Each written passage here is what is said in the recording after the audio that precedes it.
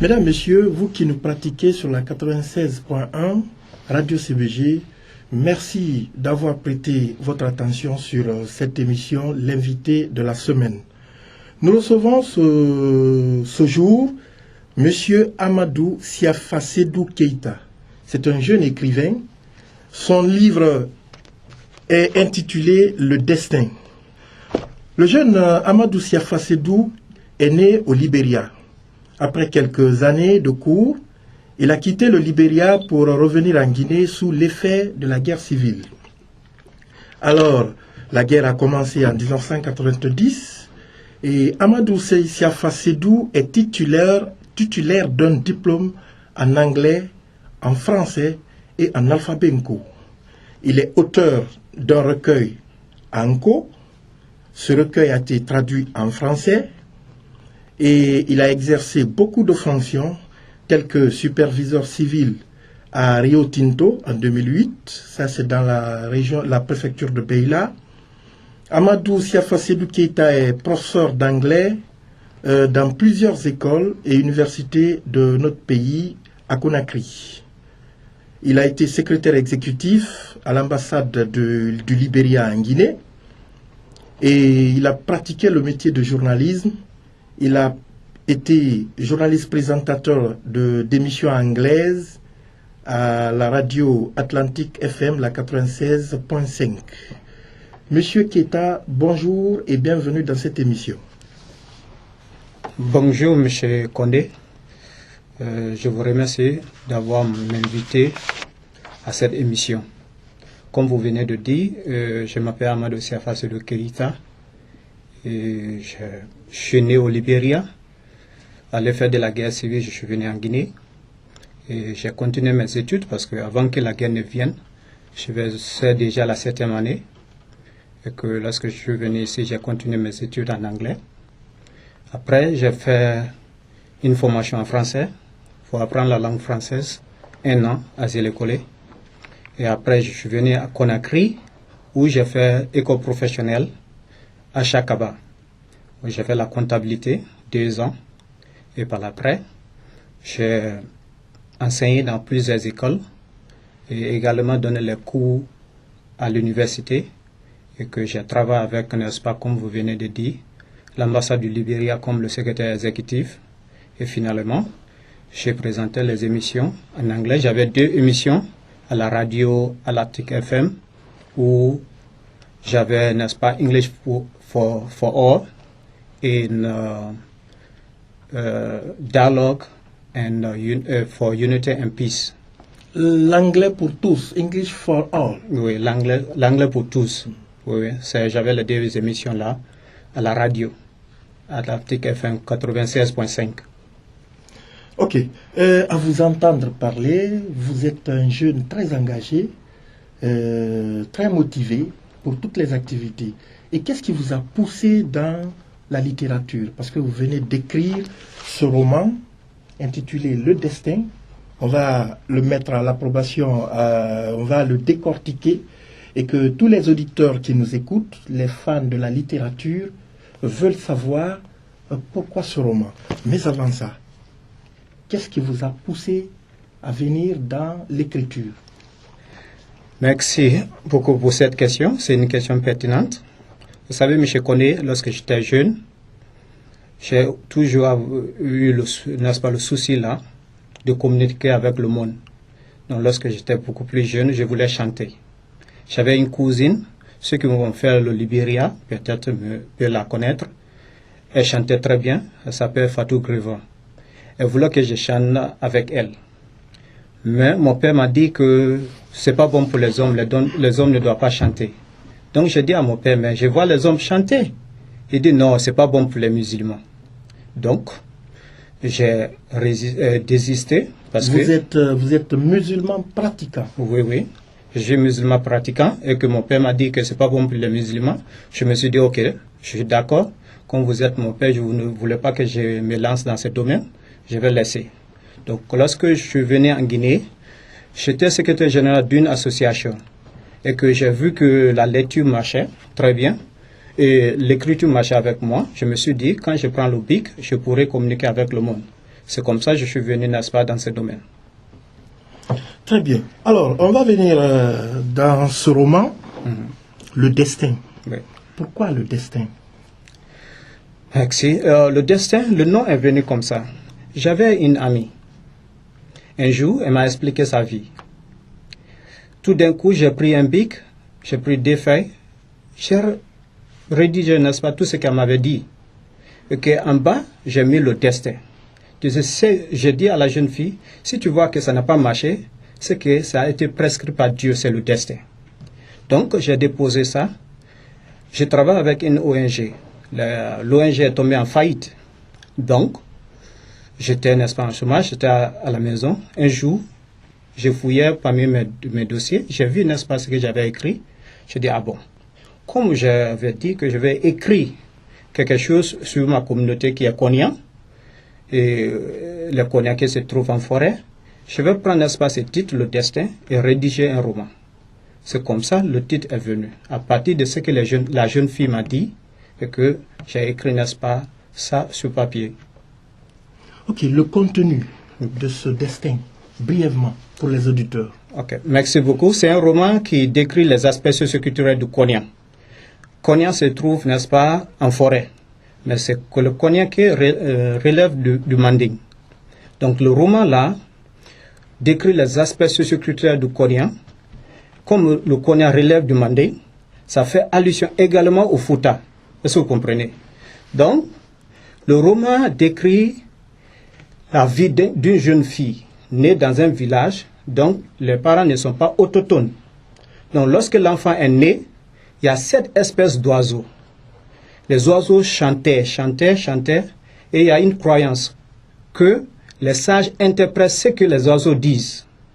Et chaque interprétation qui a été faite, on fait allusion à la nouveau-née, soi-disant qu'elle deviendra une grande personnalité. Mais s'il vous plaît, oui. C'est les croyances qui l'ont dit. En fait, c'est les sages ont prédit l'avenir. Qu'il y aura une naissance valeureuse, n'est-ce pas, qui sera une élite. Oui. D'ailleurs, c'est que c'est un message propagé par les oiseaux. Et les sages ont interprété ce que les oiseaux disaient. Ok. Donc le message des oiseaux a été interprété par les sages. Qu'une naissance arrivera et qu'elle sera une élite. Oui.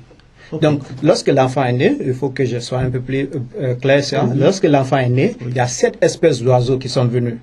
Donc, les oiseaux chantaient, et qu'il y a une croyance que les sages peuvent interpréter ce que les oiseaux disent.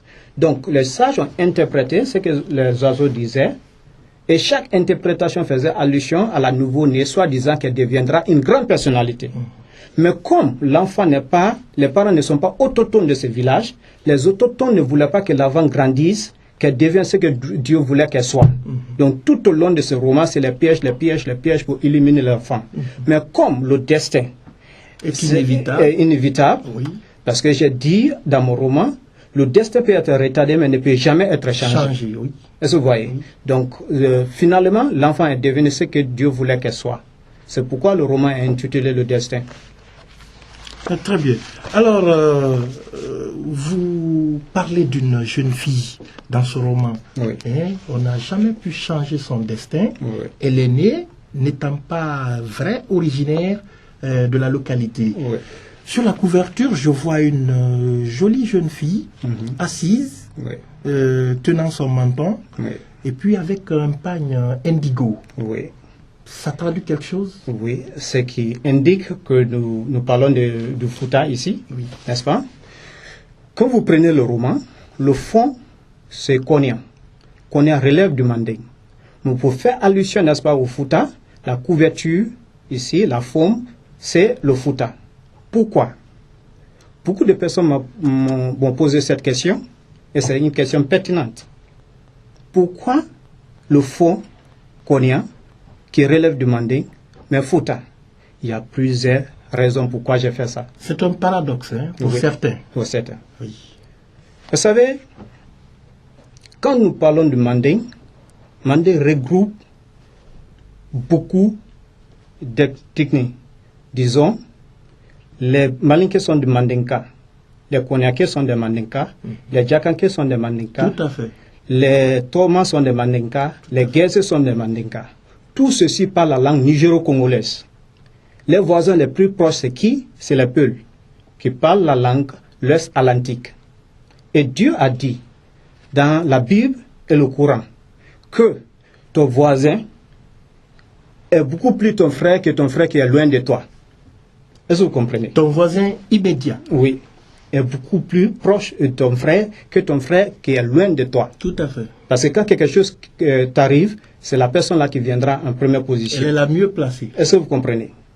Donc, je me suis dit, si cela est vrai, il faudrait qu'on mette la photo d'une fille Peul ici pour que les Peuls comprennent que les Malinké et les Peuls doivent travailler ensemble pour le bonheur de ce pays. Ça, c'est la première raison. Deux, vous savez, les Blancs, lorsqu'ils sont venus en Afrique, ils ont changé la mentalité des Africains en utilisant les livres. Est-ce que vous comprenez? Il y a un problème en Guinée, une terminologie qui ne devrait pas exister. La réconciliation. Est-ce que la Guinée a connu la guerre comme le Libéria? Jamais. Comme les autres pays? Mais chaque fois, nous parlons de la réconciliation en Guinée. Pourquoi? Parce que on a inculqué dans la tête des enfants que les Guinéens sont en guerre. Une guerre froide ou quelque chose comme ça. Parce que je suis professeur d'anglais, je sais que les enfants ont ça dans la tête. Pour changer la mentalité des enfants, il faudrait qu'on passe par des livres. Si tous les écrivains écrivaient, celui qui écrit de la Haute-Guinée, il met la photo d'une fille, n'est-ce pas, de la forêt. Celui qui écrit de la Moyenne-Guinée, met la photo d'une jeune fille, n'est-ce pas, de la Basse-Guinée. Les enfants comprendront que sur le plan social, religieux, nous sommes les frères. C'est sur le plan politique, les hommes jouent avec nos mentalités. Est-ce que vous comprenez? C'est pourquoi j'ai mis, n'est-ce pas, la photo de cette fille. Et que je vais vous expliquer, n'est-ce pas, un petit scénario. Un jour, j'avais le livre en main. Il y a un jeune garçon Peul qui a vu le roman. Je ne sais pas si c'est la beauté de la fille qui lui a attiré ou, n'est-ce pas, ce qu'elle portait. Il a pris, n'est-ce pas, le roman. Mais lorsqu'il a vu le nom, Keita, il regarde la photo, il regarde le nom.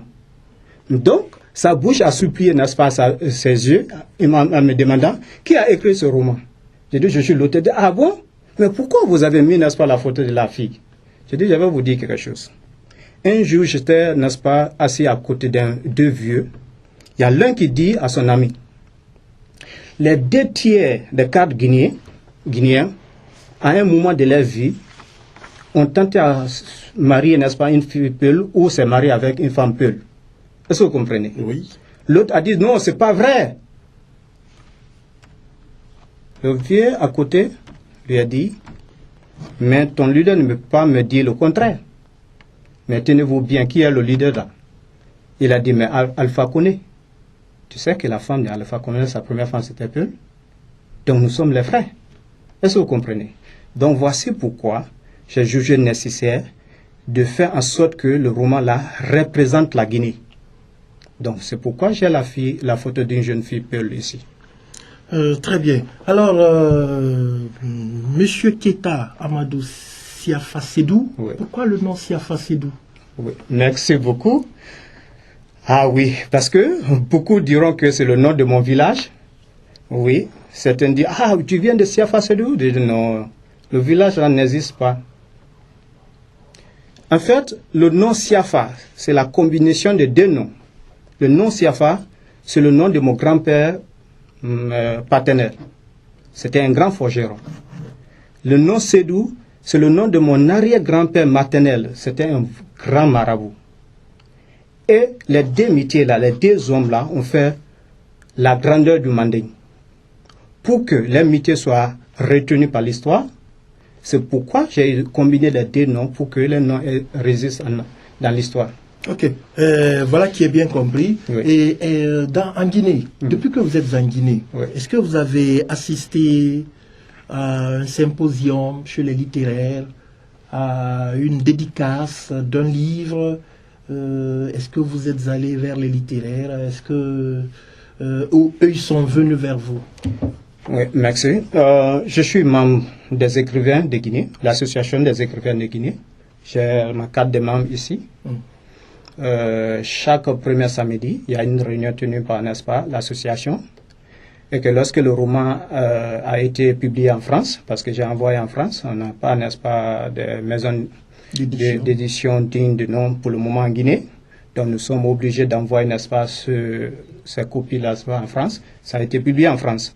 Donc, j'ai fait la coproduction avec la maison d'édition en France, Publibook. Donc, pour que les copies viennent en Guinée, il faudrait que je fasse, n'est-ce pas, une commande. Lorsque j'ai fait la commande, le 17 février dernier, 2018, j'ai fait la dédicace de mon roman à la maison des écrivains à Taouya. Il y avait les autres écrivains là-bas. Et la plupart des réunions, les cérémonies qui concernent les écrivains, nous sommes invités parce que nous sommes membres de l'association des écrivains de Guinée. Oui. Ok, la Guinée a été la capitale mondiale du livre, oui, avec Sansi Kaba Diakité, que vous connaissez. Oui. Vous avez des projets d'avenir? Parce que ça, Guinée, capitale, Conakry, capitale mondiale du livre, mais c'est tout le monde entier qui a parlé de la Guinée. La Guinée était sur la sellette et de façon très positive. Oui. Quelle a été votre participation? D'abord, je veux profiter de votre micro ici pour remercier, n'est-ce pas, Sansi Diakité Kaba, parce qu'il a beaucoup fait. C'est un jeune qui est dynamique. Parce que lorsqu'il disait que je voudrais que la Guinée soit capitale mondiale du livre, Conakry, les hommes disaient que c'est un rêve. Est-ce que vous comprenez? Donc, lorsque ça s'est réalisé, je suis parti le voir. Je dis, mon ami, tu es un vrai homme. Félicitations. Grâce à lui, tout le monde a parlé de la Guinée. Est-ce que vous comprenez? Donc, je me suis dit, parce que celui qui écrit un roman, qui a fait 3 ans seulement avec la langue française, c'est pas facile. C'est difficile. Certains diront que, lui, le gars là, c'est un génie. C'est faux. C'est pas un génie. En fait, il faut un objectif. Et vous cherchez les voies et moyens pour atteindre votre objectif. Vous voyez, si je suis un romancier aujourd'hui, c'est grâce à ça. Si la Guinée a été, n'est-ce pas, capitale mondiale des livres, c'est parce que Sansi Kaba avait un objectif. Il a cherché des voies et moyens pour atteindre, n'est-ce pas, ces objectifs. Est-ce que vous voyez? Donc, en quelque sorte, moi, mon combat pour le moment, parce que nous parlons la langue française, la langue anglaise. Avant d'arriver au combat, oui, est-ce que vous avez appartenu au monde des enseignants? Est-ce que vous inculquez dans la tête des élèves, des étudiants que vous avez, que vous tenez, est-ce que vous leur poussez à venir dans la littérature? Vous l'avez fait, vous organisez des journées culturelles pour leur pousser à écrire, parce que l'écriture devient très passionnant lorsqu'on s'y met. Oui. Pour le moment, je n'ai pas, n'est-ce pas, un projet en tant que tel. Mais je veux vous dire quelque chose, on a un sérieux problème pour le moment en Guinée.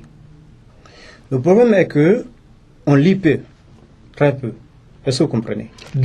D'où, oui, encore une fois, vous prenez la baguette, oui, vous inculquez dans la tête des gens, des élèves surtout, des étudiants, nous devons lire, nous devons écrire, n'est-ce pas, pour mieux vulgariser nos pensées. C'est ce qui rassemble. Dans votre roman, vous parlez d'un brassage culturel. Oui. Voilà, donc cela est très important. Et comme vous êtes dans un milieu d'enseignement, n'est-ce pas, ça vous permet encore de véhiculer beaucoup plus votre message. Oui, je voulais dire ça, parce que le premier combat, c'est quoi? Il faudrait qu'on dise aux enfants, si on veut vraiment maîtriser ce qu'on fait, il faudrait qu'on fasse la lecture. Est-ce que vous comprenez? Là, j'avais les enfants qui faisaient la lecture, on enregistrait. Parce que le petit document que j'ai fait, n'est-ce pas, en cours français, je voulais enregistrer. Parce que je vois que les hommes ne lisent pas. Mais s'ils peuvent écouter, ils comprendront, n'est-ce pas, le message. Est-ce que vous comprenez? Donc, j'avais initié ça. Mais, en quelque sorte, ce que je veux dire en substance, on dit que les Guinéens ne lisent pas. Il y a plusieurs facteurs pour ça. Tu sais, la Guinée, c'est un pays révolutionnaire. Lorsqu'on a dit non à la colonisation, les livres n'étaient plus disponibles en Guinée. Donc, parce que ceux qui sont venus aider la Guinée, c'était les pays qui n'étaient pas les pays francophones. Donc, les sciences exactes, physique, chimie, les Guinéens ont maîtrisé, mais les livres n'étaient pas disponibles. C'est pourquoi les hommes ne lisent pas. Est-ce que vous comprenez? Après, les militaires sont venus, il y a beaucoup de choses qui se sont passées. Donc, les hommes n'ont pas le goût de la lecture. Mais dans mes classes, le souci majeur que j'ai, et pourquoi j'ai mis la photo de la fille, c'est la réconciliation, c'est l'attente, c'est l'unité. Je pense que si on se donne la main, ça peut marcher. C'est à partir de là, on saura que oui, il faudrait que je fasse ça pour que je sois, n'est-ce pas, capable d'atteindre ce niveau. En plus, je dis à tout le monde, parce que ça sera beaucoup plus prétentieux de dire que j'ai fait 3 ans avec la langue française et j'ai la maîtrise. C'est prétentieux. Parce que quand tu dis ça, les hommes diront que lui, c'est un génie. Je dis aux enfants que comme vous voyez que j'ai fait ça et que les hommes parlent, M. Keita est un écrivain, c'est parce que M. Keita s'est fixé un objectif. Fixez-vous un objectif dans la vie. Pour que vous soyez, n'est-ce pas, grand. Mon grand-père m'a dit, si tu veux, n'est-ce pas, atteindre la colline, il faut chercher la montagne. Quand tu rates la montagne, tu dois atterrir, n'est-ce pas, sur la colline. Donc c'est ce que je dis à mes enfants, à mes élèves et tous ceux qui viennent autour de moi. Très bien. Nous nous acheminons vers la fin de cette émission. Et nous sommes aujourd'hui dans un réceptacle, vous êtes au studio B de la CBG, de la radio. Et alors, vous passez dans cette émission. Aujourd'hui, qu'est-ce qui vous anime dans la littérature et pour le futur? Moi, je ne suis jamais pessimiste, je suis toujours optimiste. Parce que je pense que l'Afrique, c'est un continent très jeune. Les hommes se disent que nous sommes en retard. Je me demande, retard par rapport à quoi? Par rapport à qui? Pendant que les autres construisaient les pays, on était colonisés. Est-ce que vous comprenez? La plupart des Guinéens, les 35 ou 40% sont plus âgés que la Guinée. Donc la Guinée n'est pas en retard. Je pense que peut-être une génération en retard, mais si nous nous disons que nous sommes en retard, on ne peut rien faire, on ne pourra pas changer les choses. Mais disons qu'on peut le faire. Donc, je me suis dit, si moi je ne peux pas le faire, il faudrait que mon fils soit capable de le faire. Mon petit-fils soit capable de le faire. Pour cela, il faudrait que je mette, n'est-ce pas, les jalons. Est-ce que vous comprenez? Donc, je demande à tout un chacun, qu'elle soit dans le domaine social, qu'elle soit dans le domaine littéraire, il faudrait qu'on se donne la main. Il faudrait qu'on fasse tout pour que les enfants qui viendront demain ne soient pas là pour nous insulter, mais disent que mon grand-père a laissé, n'est-ce pas, une trace, je vais continuer cette trace. Ça, c'est ce qui m'anime, c'est ce qui est mon souci. Tout à fait. Oui. Comme on le dit, il n'y a pas un retard en Guinée. Oui. N'est-ce pas? Oui. Et comme je me rappelle encore d'un écrivain qui disait qu'il y a 3 maladies qui sont dites incurables. Oui. L'orgueil, oui. dans l'analphabétisme, oui. elle est incurable. Oui. La fatigue dans la vieillesse, oui. elle est incurable. Oui. Et la paresse dans la pauvreté, oui. elle est incurable. Ça, c'est évident. Donc, il n'y a pas de retard. Il faut se lever pour travailler. Oui. C'est ce que vous voulez dire. Oui. C'est en quelque sorte, en grosso modo, c'est ce que je voulais dire. Est-ce que vous comprenez? Il faudrait qu'on se dise, oui, maintenant là, je commence. Quelqu'un peut te dépasser aujourd'hui, demain tu le dépasses. Mais si tu dis, non, il m'a dépassé, je ne peux plus le faire, c'est que tu es condamné à la mort. C'est ça. Monsieur Keita Amadou Siafasedou, oui. Je suis très content. Et au nom de toute l'équipe de réalisation de cette émission, nous vous disons merci. Vous êtes sur les ondes de Radio CBG. C'est cette radio qui vous anime, c'est cette radio qui vous suit. C'est cette radio qui donne du plaisir à l'ensemble des travailleurs de la CBG et à leurs ayants droit, à toute la communauté de Kamsar. Nous sommes très heureux de vous recevoir dans cette émission, l'invité de la semaine. Et encore une fois, merci. À moins que vous n'ayez un dernier mot. Excuse-moi, je vous remercie très infiniment d'avoir m'invité à cette n'est-ce pas, émission qui m'a permis, n'est-ce pas, de parler de mon roman. Et je demande à tout un chacun, toute la Guinée, tous les Guinéens, je veux dire, que la Guinée a un avenir prometteur. Un avenir prometteur. C'est un pays qui est vachement riche. La seule chose, vous avez, n'est-ce pas, énuméré 3 choses. Il faut qu'on efface ça dans nos comportements. Tout à fait. Il faut qu'on se donne la main. Quand les Guinéens se donnent les mains, également on pourra changer les choses. Et la Guinée sera parmi les pays vraiment considérés. Merci. Merci, mesdames, messieurs, amis auditeurs. Voilà ce qu'on a pu avoir de M. Keita Amadou Siafa Sédou, un jeune écrivain en herbe qui a quitté le Libéria, qui est d'ailleurs originaire de la Guinée, mais qui, encore une fois, se bat pour redorer le blason en matière littéraire. Et voilà, il nous a présenté son roman, Le Destin. C'est la vie d'une jeune fille. Et il parle de la tradition, le multiculturalisme guinéen. Voilà, donc merci encore une fois de nous avoir choisis et bonne suite de programmes sur Radio CBG. Merci.